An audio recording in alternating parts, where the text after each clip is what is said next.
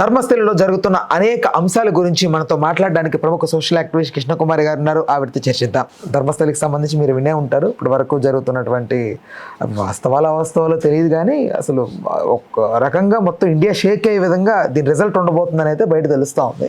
So మీ అభిప్రాయం ఏంటి? ఏమనుకుంటున్నారు? నిజంగా అది జరిగింది అనుకుంటారా? అక్కడ అలా జరగదు అనుకోవడానికి లేదండి, ఖచ్చితంగా జరిగింది అక్కడ.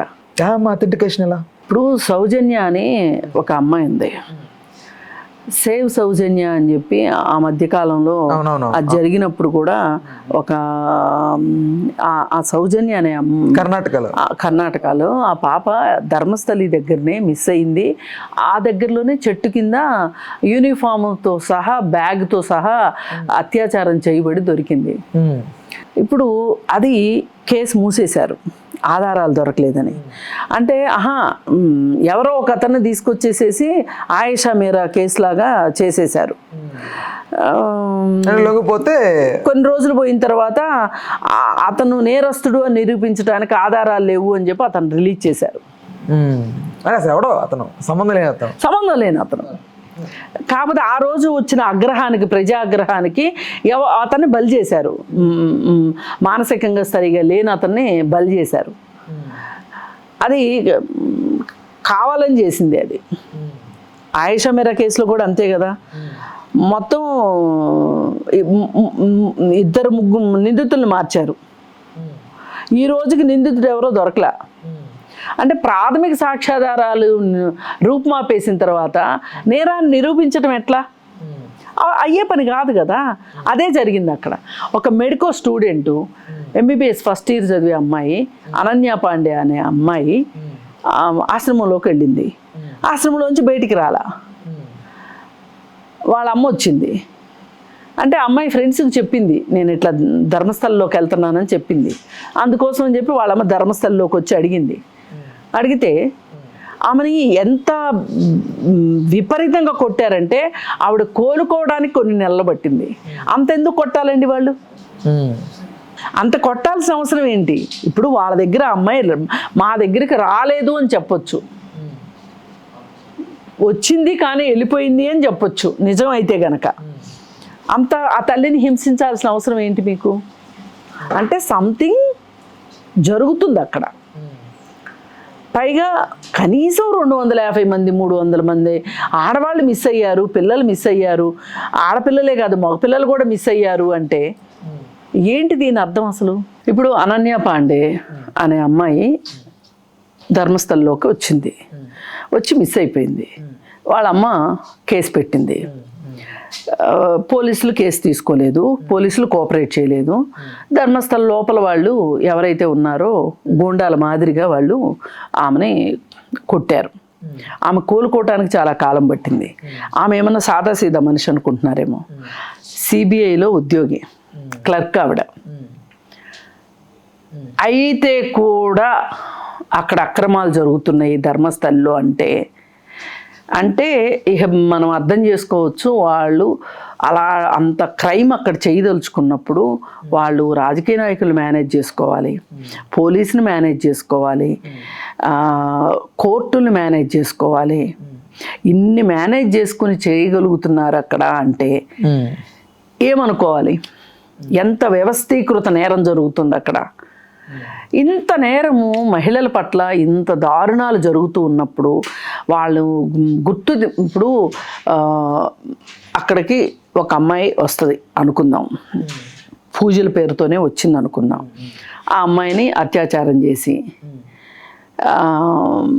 పోలీస్ స్టేషన్కి ఇన్ఫామ్ చేశారు అనుకోండి. గుర్తు తెలియని శవంగా ఆమెకి అంత్యక్రియలు చేసేస్తారు ఆ శవానికి. అంటే ఎప్పుడు అలా చేయడానికి కూడా ఒక ప్రొసీజర్ ఉంటుంది. ఆ ప్రొసీజర్స్ ఫాలో అవ్వకోకుండా చేసేస్తారు. దీనికోసం పోరాడే శక్తి ఎంతమందికి ఉంటుంది? ఇప్పుడు ఆవిడంటే ఎంతో కొంత CBIలో ఉద్యోగి కాబట్టి ఆవిడొచ్చి పోరాటం చేసింది. ఆవిడ వల్లే కాలేదు. అలాగే ఇప్పుడు అక్కడ ఎవరైతే ఉంటారో ఆ ధర్మస్థలిలో ఉండే మేనేజింగ్ ట్రస్టీలు కావచ్చు, వాళ్ళు అందులో పనిచేసే ఒక అతనికి ఆ దగ్గరలో ఒక స్థలం ఉంది. ఆ స్థలం ఇమ్మని అడిగారు అతన్ని. అడిగితే అతను నేను ఇవ్వను అన్నాడు. ఇవ్వను అంటే అతని పైకి రౌడీల్ని పంపించి అతని భార్యని పిల్లల్ని భయపెడితే భార్య పిల్లలు పుట్టింటికి వెళ్ళిపోయారు, వేరే ఊరు వెళ్ళిపోయారు. వెళ్ళిపోయిన తర్వాత ఇతను మొండిగా అక్కడే ఉంటే అతని సిస్టరు ఉన్నారు, ఉంటే వాళ్ళని చంపేశారు. వాళ్ళ శవాలు చూస్తే గనక మనకి ఆ మృతదేహాలను చూస్తే గనక భయం వేసేటట్లు ఉన్నాయన్నమాట. విపరీతమైన రక్తం వచ్చేటట్లుగా ఆ ఫోటోలు ఉన్నాయి, ఇంకా ఇప్పటికీ మీడియాలో వస్తున్నాయి ఆ ఫోటోలు. ఆ తరువాత ఆ అమ్మాయి అతని భార్య పిల్లలు వచ్చారు.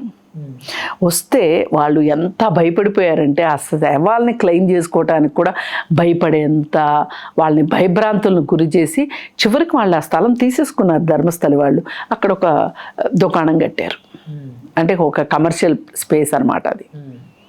అంటే ఇలా బయట ప్రపంచంలోకి వచ్చిన కేసులు ఇన్ని, రాని కేసులు ఇంకెన్నో. ఇంత దారుణం అక్కడ జరుగుతున్నాయి. దారుణం కాదు. 250 మంది, 250 నుంచి 300 మంది దీని మీద కమిటీలు వేశారు. ఏం వేసినా సరే అన్ని పార్టీలు వాళ్ళకే దాసోహం అంటాయి. ఇటు కాంగ్రెస్ లేదు, బీజేపీ లేదు, దేవగౌడ పార్టీ లేదు, ఈ పార్టీ లేదు, ఆ పార్టీ లేదు, అందరూ దాసోహం అవ్వాల్సిందే. అంటే ఇక్కడ సనాతన ధర్మం మీద ఎఫెక్ట్ పడుతుందనా ఎట్లా? సనాతన ధర్మం కాదు, వాళ్ళు ఆ గుడి ఇప్పటిది కాదు, 600-700 సంవత్సరాల క్రితం శివాలయం అది, మంజునాథ స్వామి దేవాలయం. అక్కడ ట్రస్టీలుగా జైనులు ఉన్నారు, పూజలేమో బ్రాహ్మణులు చేస్తారు. అది చాలా మహిమగల గుడి అనే చెప్తారు. కానీ నేనేమంటానంటే దేవుడు కూడా ఇంత పక్షపాతమా? దేవుడికి కూడా ఇంతమంది మహిళలు చనిపోవాలా? ఎందుకు చనిపోతున్నారు ఇక్కడ ఇంతమంది? పైగా ఒట్టిగా చనిపోవట్లా, అత్యాచారం గావించబడి కాల్ చేస్తున్నారు. అత్యాచారం చేసిన తర్వాత చంపేసి కాల్ చేస్తున్నారు, పూడ్చిపెడుతున్నారు. ఇలా జరుగుతుంది ధర్మస్థలిలో. అయితే ఇప్పుడు చాలామందికి వచ్చేది ఏంటి అంటే ఇదేదో ఒక రాజకీయ పరంగానే మాట్లాడుతున్నారు అందరూ అని అంటున్నారు. కానీ డేరా బాబా ఉన్నాడు, వాడి ఆశ్రమంలో ఒక 300 మంది అమ్మాయిలు శవాలు, అదే ఇవి డెడ్ బాయ్, అదే అస్థిపంజరాలు దొరికినాయి. వాడొక కల్ట్ అక్కడ. కొన్ని ఎకరాలు వాడి స్వాధీనంలో ఉంది. ఆశ్రమం హైదరాబాద్లో కూడా ఉంది ఆ ల్యాండ్ వాడికి. అది ఇప్పుడు ఏమైందో తెలియదు కానీ హైదరాబాద్ ఇప్పుడు 10 సంవత్సరాల ముందు జైల్లో పెట్టారు. కానీ ఎప్పుడు ఎలక్షన్ జరిగినా ఎలక్షన్ ముందు అతను రిలీజ్ అవుతాడు, పెరోల్ వస్తుంది అతనికి, పెరోల్ ఇస్తారు ఓట్ల కోసం. అతను కొంతమందిని ఇన్ఫ్లుయెన్స్ చేయగలిగిన అతని ప్రాంతాలు ఉంటాయి. అంటే అతను ఏంటంటే ఏం చేస్తాడంటే కొన్ని ప్రాంతాలకి లోన్లు ఇవ్వడము, ఫుడ్ ఇవ్వడము, రకరకాల సహాయక చర్యలు చేస్తూ ఉంటాడు ఆశ్రమం డబ్బుతోటి. అందుకని చాలామంది లాయల్గా ఉంటారు. ఇప్పుడు ఎక్కడ దాకా ఎందుకండి, ఢిల్లీలో ఆ మధ్య ఒక బాబాకి ఒక స్వామీజీ వచ్చాడని చెప్పి చాలామంది గుమ్ముగూడారు పేదలు. ఆయన మాట్లాడేసి వెళ్ళిపోతున్న టైంలో ఆయన పాదధూళి కోసం ఎన్ని వందల మంది చనిపోయారు. అతని పైన మరి అలాంటి చోట అలా మీటింగ్ పెట్టకూడదు అంటే, అంత ఏర్పాట్లు సరిగా లేని చోట మీటింగ్ పెట్టకూడదు అనే ఒక జ్ఞానం ఏమైనా ఉందా? సింపుల్గా ఆశ్రమం మేనేజర్ మీద ఒక కేసు పెట్టి ఊరుకున్నారు. అసలు ఇలాంటి ఆశ్రమాల అవసరం ఏంటి? అదేమంటే మా హిందుత్వం మీదకి వచ్చేసారు అని మాట్లాడతారు. హిందూ మతం చెప్పిందా? హైందవ మతం చెప్పిందా ఇట్లా మనుషులు చచ్చిపోయే విధంగా మీటింగులు పెట్టి అక్కడ చూస్తే తేలింది ఏంటి అంటే ఫైనల్కి చాలా ఎక్కువ మంది వచ్చారు. అక్కడ ప్లేస్ ఏమో చిన్న ప్లేసు. అలాగే నిత్యానంద సంగతి తెలిసిందే కదా, అతను ఎంత సెక్స్ స్కాండల్స్ ఉన్నాయో అతని మీద. మరి జగ్గి వాసుదేవ్ ఆయన ఆశ్రమంలో నా కూతుర్లని సన్యాసులుగా చేసేసాడు అని చెప్పి ఒక తండ్రి సాక్షాత్తు కోర్టులో కేసేస్తే కానీ కేసేసి ఫైట్ చేస్తే కానీ ఆయన కూతుర్ని ఆయనకి దక్కనివ్వాల.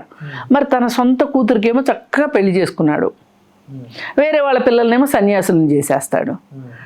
ఆయన భార్యని చంపాడు అనేది ఒక కేసు ఉంది అతని పైన.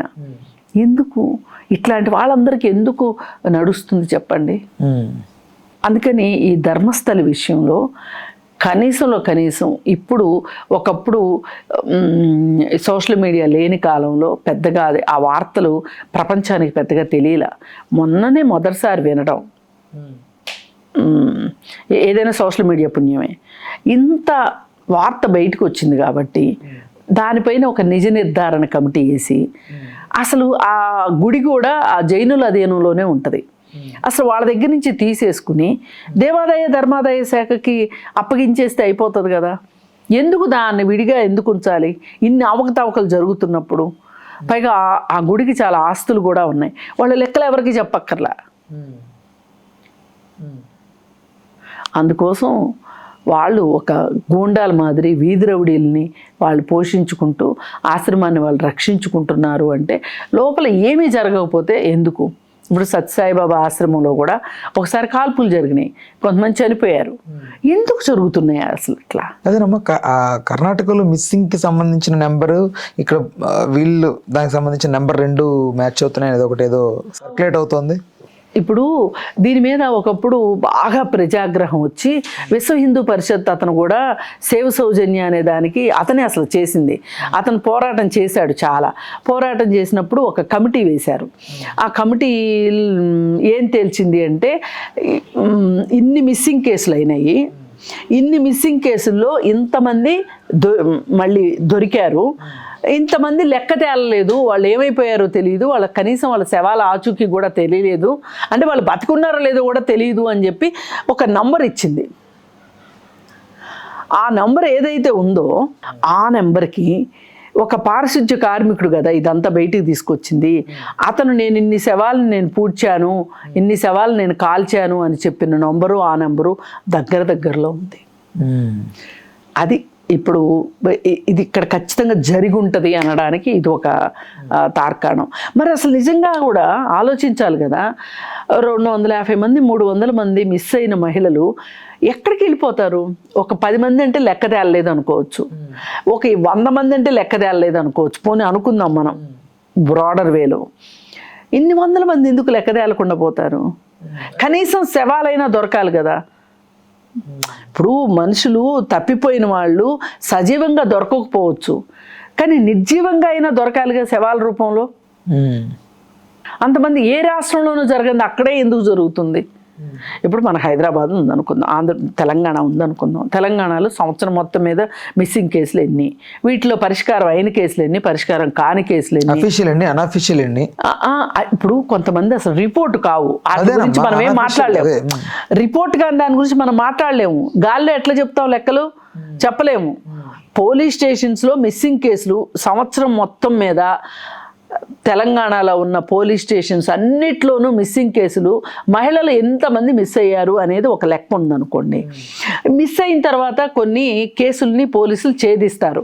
వాళ్ళు పలానా స్టేట్కి వెళ్ళిపోయారనో, పలానా చోట దొరికారను, వాళ్ళని వెనక్కి తీసుకొచ్చామను, లేకపోతే హ్యూమన్ ట్రాఫికింగ్ గ్యాంగ్కి దొరికారను, లేకపోతే చుట్టాలు ఇంట్లో ఉన్నారు, ఇంట్లో పుట్టింట్లో అత్తింట్లో ఇద్దరు చోట అలిగిన వాళ్ళు ఏం చేస్తారంటే ఎవరో దూరపు చుట్టాల ఇళ్ళకి వెళ్ళారనుకోండి, ఆ చుక్కి కూడా తెలుస్తుంది. ఇప్పుడు మనకి సెల్ ఫోన్ వచ్చేసిన తర్వాత సిగ్నల్ ఆధారంగా మనుషులు పట్టుకోవడం చాలా ఈజీ అయిపోలా. మరి ఈ పరిస్థితుల్లో మనకి ఏం తేలుతుంది? 200 మంది మిస్సింగ్ కేసులు అయినాయి అనుకోండి స్టేట్ మొత్తం మీద. పరిష్కారం అయినాయి ఎన్ని, పరిష్కారం కానీ ఎన్ని అని తేలితే కనుక చాలా తక్కువ నెంబర్ ఉంటుంది అసలు పరిష్కారం కాంది. ఎక్కడో ఒక చోట శవం రూపంలో అయినా ఒకవేళ చనిపోతే దొరుకుతారు. ఇక్కడ నాకెందుకండి, ఆ మధ్య ఒకసారి గచ్చిబౌలిలో కొండాపూర్లో అనుకుంటా అతను ఒక డెడ్ బాడీని అదే చంపేసి వివాహేతర సంబంధం కారణంగా చంపేసేసి సంచిలో మూట కట్టుకుని గోను సంచిలో మూట కట్టుకుని సైకిల్ మీద తీసుకుని వెళ్ళి ఇంకో చోట ఎక్కడో డంప్ చేశాడు. ఏమీ ఆధారాలు దొరకలా. కానీ సీసీటీవీలు చెక్ చేస్తే ఒకతను సైకిల్ మీద, బాడీ తెలుస్తుంది కదా, ఆకారం తెలుస్తుంది కదా, దొరికింది. పట్టుకుంటే తేలింది. వేరే ఊరు నుంచి ఒక అమ్మాయి వచ్చి ఇక్కడ పనులు చేసుకుంటూ భార్యాభర్త ఇద్దరు వచ్చారు. కానీ పానీపూరి బండి అతనితోటి వివాహేతర సంబంధం కొనసాగిస్తా ఆ అమ్మాయి ఏం ఒత్తిడి పెడుతుంది అతని అసలు భార్యకి విడాకులు ఇమ్మని ఒత్తిడి పెడుతుంది. ఆ టార్చర్ తట్టుకోలేక వాడు చంపేశాడు ఆ అమ్మాయిని. చంపేసి సైకిల్ మీద కట్టుకొని తీసుకొని వెళ్ళి ఎక్కడో వేరే చోట వేసేసాడు. వారం రోజుల్లో దొరికింది. ఆ శవం తాలూకు ఫోటోలు అవన్నీ వేస్తే భర్త వచ్చాడు, నా భార్య అని. అతను దొరికాడు. ఇవాళ ఉన్న సాంకేతిక పరిజ్ఞానంతో దొరకని అసలు పరిష్కారం కాని కేసు అంటూ ఉండదండి. కానీ పోలీసులకు ఆ చిత్తశుద్ధి లేకపోతేనో, లేకపోతే ఏదైనా ఒక రాజకీయ పరమైన ఒత్తిడిలో, లేకపోతే డబ్బులున్న వాళ్ళు డబ్బులు వెదజల్లో ఆ కేసులు పరిష్కారం కావేమో కానీ మామూలుగా అయితే పరిష్కారం అవుతాయి. అది ధర్మస్థలి విషయంలో అందరూ చెప్తుంది ఏంటి అంటే, అన్ని పార్టీల మద్దతు ఉంది వాళ్ళకి, ధర్మస్థలి వాళ్ళకి. అసలు ఎందుకు ధర్మస్థలిని జైనుల చేతుల్లో ఎందుకు ఉంచారు? అసలు వాళ్ళ దగ్గర నుంచి తీసుకోవచ్చు, ఒక స్పెషల్ ఆర్డినెన్స్ ద్వారా తీసుకోవచ్చు. అంటే ఎండోమెంట్ కింద లేదా అది? లేదు, స్వతంత్రమైన బోర్డు అది. పైగా గమ్మత్తు ఏంటంటే, ఇన్ని వ్యవహారాలు జరుగుతున్నాయని తెలిసినా కానీ ధర్మస్థలికి పోలీస్ స్టేషన్ లేదు. అంటే ఇదేదో పెద్ద మతలబే, ఖచ్చితంగా పెద్ద మతలబే. డొంకరాగారు, తీగలాగారు, డొంక కదలాల్సిందే. ఈసారి మట్టు కదలాల్సిందే. అందరూ ఏకమయ్యారు ఈ విషయంలో. నేను నమ్ముతున్నారమ్మా న్యాయం జరుగుతుందని, ధర్మం నిలబడుతుందని. అంటే ఇన్ని రాజకీయాల కుయుక్తులు, వ్యూహాలు అన్నీ తట్టుకొని, అంటే ఇప్పుడు ఒత్తిడి అలా ఉంది, బయటకు వస్తుందనే అనిపిస్తుంది. ఒత్తిడి ఉన్నట్లే ఉంటుంది కానీ నిజ నిజాలు బయటికి రావడం చాలా కష్టం. చాలా మీడియాలో పైగా ఇంకోటి ఏంటో తెలుసా అండి, వాళ్ళు ఎన్నో వేల వీడియోలు వచ్చినాయి ఈ ధర్మస్థలి విషయంలో. నేనే ఇప్పటికి ఒక 10 వీడియోలు చేశాను ధర్మస్థలి టాపిక్ మీద. వస్తే కొన్ని వందల వీడియోల్ని వాళ్ళు గ్యాగ్ ఆర్డర్స్ తీసుకొచ్చి తీసేయిస్తున్నారు. అయినప్పటికీ కూడా చేసేవాళ్ళు చేస్తూనే ఉన్నారు. వాళ్ళ దృష్టికి అంటే వాళ్ళకి ఏంటంటే హిందీలో కానీ, కన్నడలో కానీ, తమిళ్లో కానీ అయితే వాళ్ళకి ఈజీగా తెలుస్తుంది. మన తెలుగుది తెలియదు కాబట్టి మనం బతికిపోతున్నాం. నా వీడియోలు అయితే అన్నీ ఉన్నాయి, ఏది తీసేలా అని. వాళ్ళకి అసలు అంత భయం దేనికి? గ్యాగ్ ఆర్డర్ తెచ్చుకోవాల్సినంత అవసరం ఏమొచ్చింది చెప్పండి? అంటే ఏదో సంథింగ్ ఈజ్ గోయింగ్ అనేది అర్థమవుతుంది. కానీ నేను అదే చెప్తున్నా, నిజంగా దేవుడు ఇంత మహిళల వైపు, మహిళల మీద దేవుడికి ఇంత కక్ష, బాలికలు, అపశుభం తెలియని బాలికలు స్కూల్కి వెళ్ళే పిల్లలు స్కూల్ యూనిఫాములతోనే అత్యాచారం గావించబడుతున్నారు అంటే ఎంత బాధాకరం అండి. ఆ ప్రెమిసిస్లో జరుగుతుంది అంటే ఇది దేవుడికి అర్థం కాకపోవటం. దేవుడు ఎందుకు మూడో కన్ను తెరవట్లేదు? ఏమన్నా మాట్లాడితే ఈమె నాస్తికురాలు ఇలా మాట్లాడుతుంది అంటారు. కానీ నేను నాస్తికురాలను అనేది పక్కన పెడితే న్యాయం జరగాలి.